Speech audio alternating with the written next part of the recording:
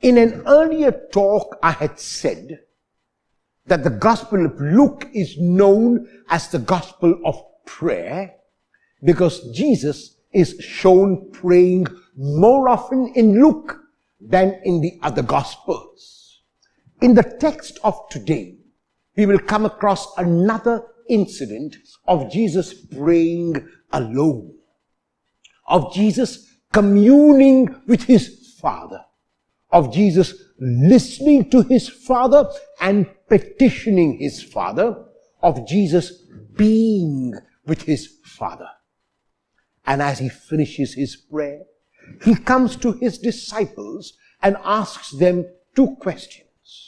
And the first question is that who the crowds think that Jesus was.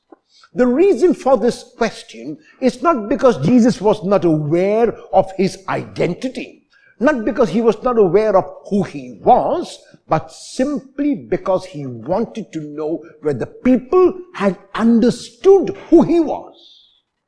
And the answers are all inadequate. People think that he is John the Baptist. People think that he is Elijah.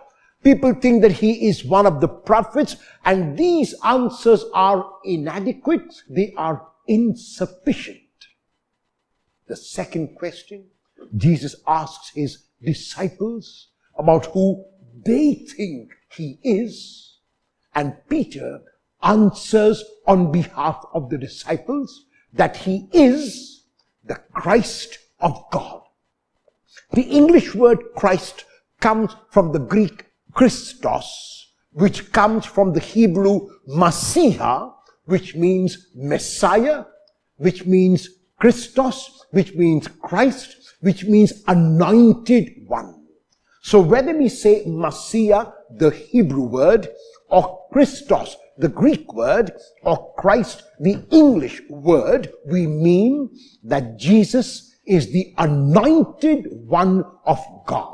And that is exactly what Peter says. And that is who Jesus is. But immediately after Peter answers, Jesus tells them, say nothing to anyone about this. And it's strange. It's funny. Because Jesus wants to know through the mouth of the disciples whether they know who he is. Then, why this command to silence? Why should we not tell anyone about you? Because Jesus did not want to be misunderstood with regard to the kind of Messiah or Christos or anointed one that he was. The people at that time had an impression that the anointed one would come galloping on a horse. The people at that time had the impression that the one who was Messiah would overthrow the Romans through violence. That the one who was Messiah would win for them a kingdom by waging war. Jesus, of course, was a Messiah who came on the colt of an ass. Jesus was the Messiah who came in humility.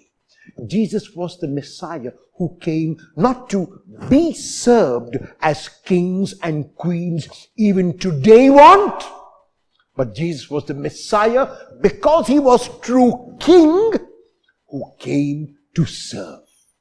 And that is why immediately after hearing Peter's proclamation and after commanding the disciples to silence, he tells them about the kind of Messiah he will be.